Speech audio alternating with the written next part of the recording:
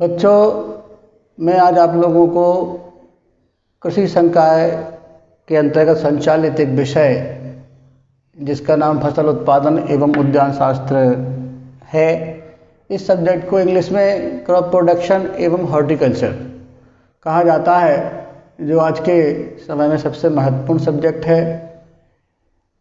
इस विषय की पहली यूनिट जो आपकी है, इसका नाम है जल निकास।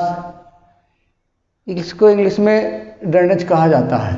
इस इकाई से आप लोगों को 4 अंक के प्रश्न पूछे जाते हैं, जिनमें पहला प्रश्न अक्सर जो बनता है, जल निकास की परिभाषा एवं उसके लाभ लिखिए। ये प्रश्न 2016 एवं 2019 में पूछा गया है। मैं सबसे पहले परिभाषा की बात करूं तो जल निकास, किसी भी शब्द की परिभाषा का अर्थ उसके शब्द में ही निहित होता है।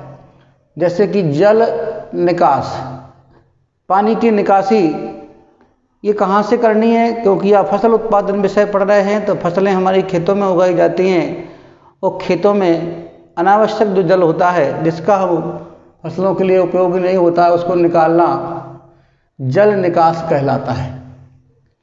तो इसकी परिभाषा मैंने आपको बोर्ड पर लिखी है और क्वेश्चंस भी सारे लिखे हैं। इनके टॉपिक्स की जो हेडलाइंस है मैंने वो भी लिखी हैं, जो आप चाहे लोग नोट करें।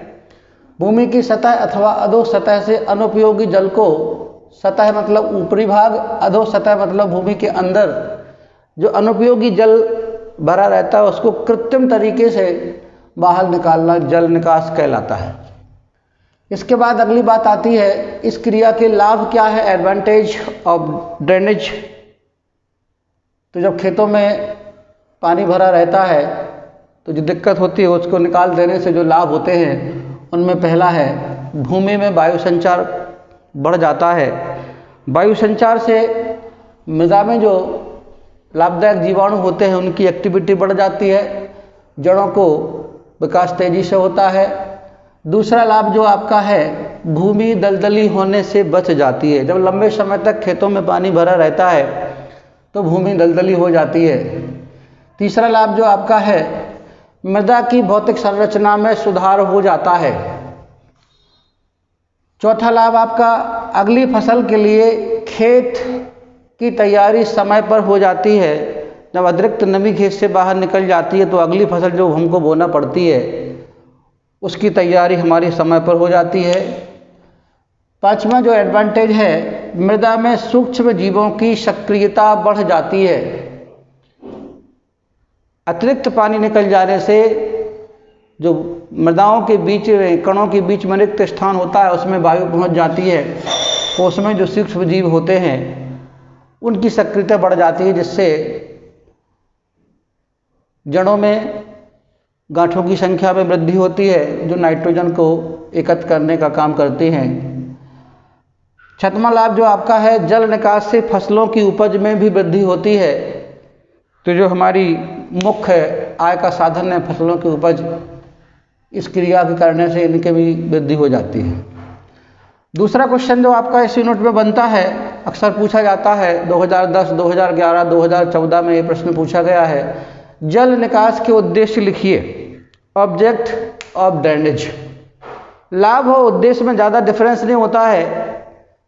जो क्रिया किसी कार्य को पूरा करने के लिए की जाती है, वो उसका उद्देश्य होता है, वो उस उद्देश्य के बाद जो हमें लाभ मिलता है वो उसका लाभ होता है।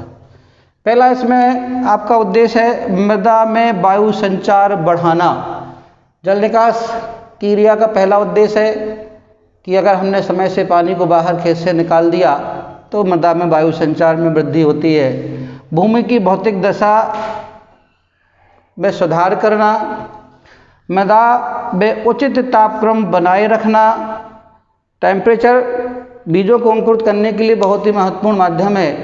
अगर मृदा में उचित टेम्परेचर नहीं होता है तो बीजों का अंकुरण रुक जाता है। फसलों की कृषि क्रियाएं समय पर करना चौथा बिंदु है। जल निकास करने से फसलों को बोने की क्रियाएं समय पर हो जाती हैं। और मृदा में हानिकारक कीटाणुओं को नष्ट करना। अधिक समय तक अतिरिक्त जल मृदा में भरा रहने से मृदा में हानिकारक कीटाणुओं की संख्या बढ़ जाती है। तो ये प्रश्न आपके 5 बिंदु हैं। 4 अंक के प्रश्न में आपको कम से कम 5 हेडिंग्स लिखनी है और इनके तहत आपको 2-2 लाइन में कम से कम इनका आपको वर्णन करना है, जिससे आपको सारे 4 में 4 अंक आपको प्राप्त होंगे। अगला प्रश्न जो आपका इस यूनिट में बनता है, जल निकास की आवश्यकता के कारण, नेसेसिटी ऑफ ड्रेनेज।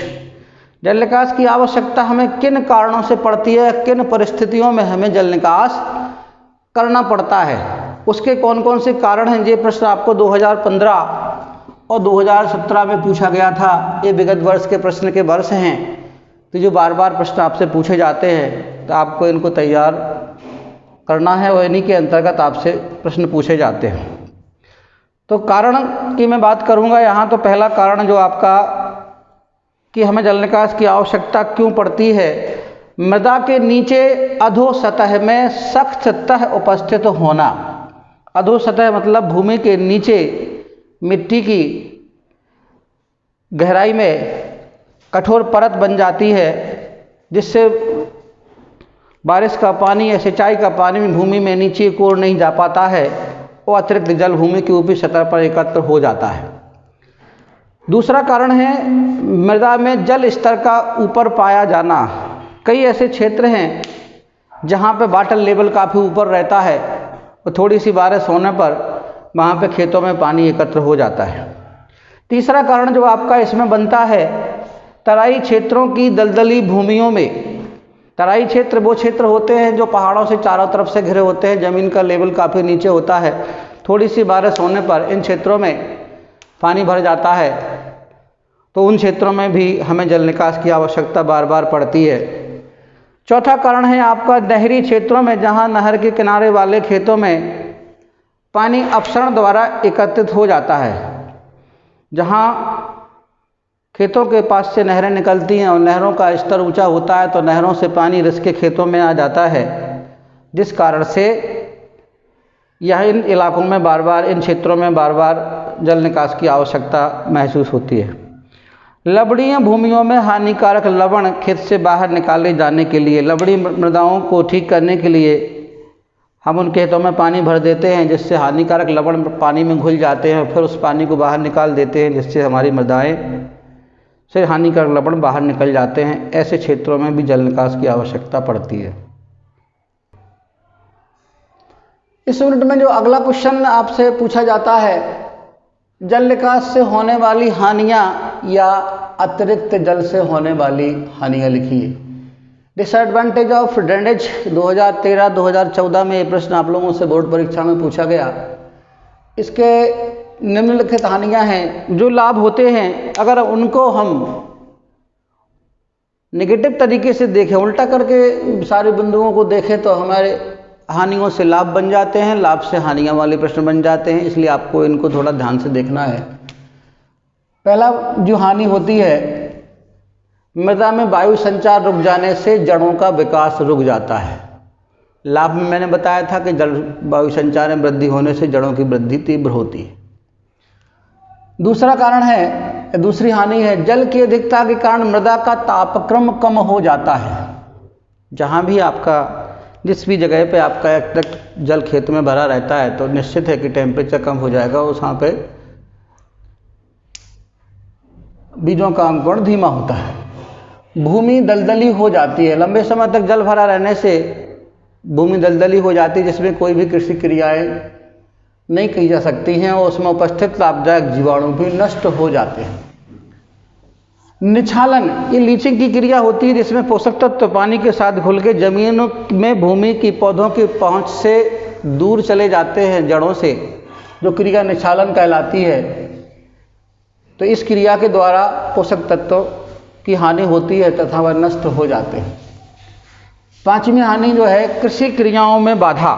खेतों में अतिरिक्त जल होने से कृषि क्रियाओं में बाधा उत्पन्न होती है। अगला जो प्रश्न है आपका, जो 5वां क्वेश्चन इस यूनिट से बनता है, ये 2019 में पूछा गया। सिस्टम ऑफ ड्रेनेज, जल निकास की प्रणालियाँ। 3 प्रणालियाँ, विधि और प्रणालियों में डिफरेंस होता है। पहली प्रणाली है आपका प्राकृतिक प्रणाली, जिसको हम नेचुरल सिस्टम कहते हैं।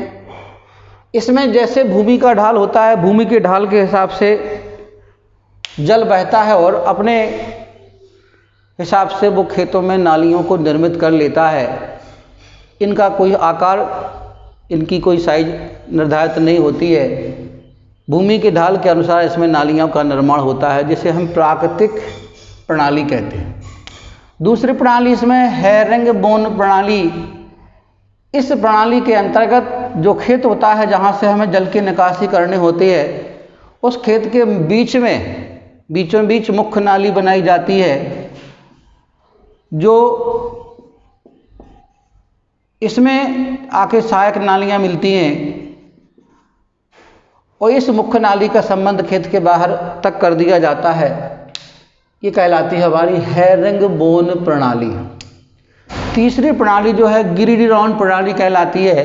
इसमें खेत का जो सबसे निचला सिरा होता है, मुख्य नाली निचले सिरे पर बनाई जाती है और उस मुख्य नाली में पूरे खेत के ले जाके सहायक नालियाँ उस मुख्य नाली में जोड़ दी जाती हैं। तो सहायक नालियों से होता हुआ पानी मुख्य नाली में पहुँचता है, जहाँ से होता हुआ पानी नदियाँ नालों में छोड़ दिया जाता है। तो ये 3 प्रणालियाँ हैं जिनके बारे में आपको चित्र सहित वर्णन करने पर 4 में 4 अंक की प्राप्ति होती है। छठवां क्वेश्चन जो आपका इस यूनिट से बनता है, जल निकास की विधियाँ, मेथड ऑफ ड्रेनेज। इसके 2 तरीके से हम जल निकासी करते हैं। 2 विधियों 2 वर्गों में बांटा गया है। कभी कभी आ जाता है प्रश्न कि आप जल निकास की विधियों का वर्गीकरण कीजिए। वर्णन नहीं, वर्गीकरण। तो वर्गीकरण में आपको इस टाइप से इसका आंसर देना होता है। तब इसको हम 2 वर्गों में बांटते हैं। पहला जो तरीका होता है पृष्ठीय जल निकास, सरफेस ड्रेनेज। इस सिस्टम में या इस विधि में खेत की ऊपरी सतह पर जल निकास की नालियां बनाई जाती हैं, जिसमें आपकी 4 विधियां मुख्यतः प्रयोग की जाती हैं। एक अस्थायी नालियां जो हर वर्ष बनाई जाती हैं, हर सीजन में बनाई जाती हैं, बार बार बना के नष्ट हो जाती हैं। दूसरा स्थायी नालियां, ये परमानेंट ड्रेन्स होती हैं। इनको उन क्षेत्रों में बनाया जाता है जहां बार बार पानी को खेतों से निकालने की स्थायी रूप से आवश्यकता होती है। कटआउट नालियाँ, ये नालियाँ उन क्षेत्रों में बनाई जाती है जहाँ नहर के किनारे खेत होते हैं और नहर का पानी रिस के हमारे खेतों में आता है। तो खेत के ऊपरी सिरे पर नहर के किनारे किनारे इनका निर्माण किया जाता है और इनके माध्यम से खेत से पानी को बाहर निकाला जाता है। समतल भूमि में मेड़ को काटकर, जिन क्षेत्रों में हमारे खेत समतल होते हैं वहाँ के खेतों के चारों ओर जो मेड़ होती है, तो बरसात के दिनों में जब खेत में पानी भर जाता है, उसका लेवल एक समान रहता है, तो खेत की जो किनारे पर मेड़ होती है उसको काट के हम उसमें पानी को बाहर निकाल देते। दूसरा भाग इनमें जो मुख्य विधियां हैं आपकी भूमिगत जल निकास, अंडरग्राउंड ड्रेनेज। भूमिगत नाम से स्पष्ट है, ऐसी नालियां जो भूमि के अंदर बनाई जाती हैं और उनके माध्यम से पानी खेत से बाहर निकाला जाता है, भूमिगत जल निकास कहलाता है। इसकी सबसे पहली विधि जो सबसे अच्छी मेथड मानी गई है, टाइल्स ड्रेनेज। इसमें मिट्टी के कंक्रीट के टाइल्स बनाए जाते हैं जो ज़मीन में 1 मीटर की गहराई पर नालियों को खोद के बिछा दिए जाते हैं। ऊपर इनमें कंकड़ पत्थर मिट्टी भर दी जाती है, ऊपर से इसमें मिट्टी डाल दी जाती है तो ये ज़मीन में दब जाती है और इनके मध्य से पानी रिसते हुए नाली में पहुंच जाता है और मुख्य नाली से बाहर निकल जाता है। मोल ड्रेन्स, इसमें एक मोल हल का प्रयोग करके नाली बनाई जाती है, जिनको हम मोल ड्रेन्स कहते हैं। स्टोन ड्रेन्स, ये नालियाँ उन क्षेत्रों में बनाई जाती हैं जहाँ पत्थर आसानी से उपलब्ध होते हैं और इनमें टाइल्स के स्थान पर पत्थरों को सजाकर और इसमें नालियाँ बनाई जाती हैं और इनके पत्थरों के मध्य से पानी रिसते हुए नाली में पहुंच जाता है और पानी की निकासी बाहर हो जाती है। पाइप ड्रेन्स, इस सिस्टम में नाली को खोदकर खेतों में नाली के अंदर पाइप बिछाए जाते हैं जो अर्धचंद्राकार होते हैं। इनके निचले हिस्से में पाइपों में छिद्र होते हैं, ऊपरी हिस्से में छिद्र होते हैं और निचला हिस्सा इनका पूरा ठोस होता है, तो छिद्रों से पानी रिसते हुए ठोस हिस्से में पहुंच जाता है और जहां से पाइप के माध्यम से पानी बाहर निकल जाता है। 5वीं विधि है इसमें पोल ड्रेन्स। पोल मीन्स लकड़ी। ऐसे क्षेत्र जहाँ लकड़ी आसानी से उपलब्ध हो जाती है तो लकड़ी के छोटे छोटे टुकड़े करके, जैसे मैंने स्टोन मेथड में बताया, स्टोन ड्रेंस में, उसमें पत्थरों के स्थान पर लकड़ी के छोटे छोटे टुकड़े नाली के मध्य में बिछा दिए जाते हैं और उसके ऊपर मिट्टी डाल दी जाती है। ये सिस्टम कहलाता है आपका पोल ड्रेंस। इसमें प्रॉब्लम एक आती है, कुछ दिनों बाद लकड़ी के टुकड़े सड़ जाते हैं जिससे नालियाँ बंद हो जाती हैं। बच्चों, ये इस यूनिट का फर्स्ट पार्ट हुआ। 6 क्वेश्चन इसमें मैंने आपको जिनके बारे में बताया है। बाकी 6 शेष प्रश्न आपको हम सेकंड पार्ट में बताएंगे।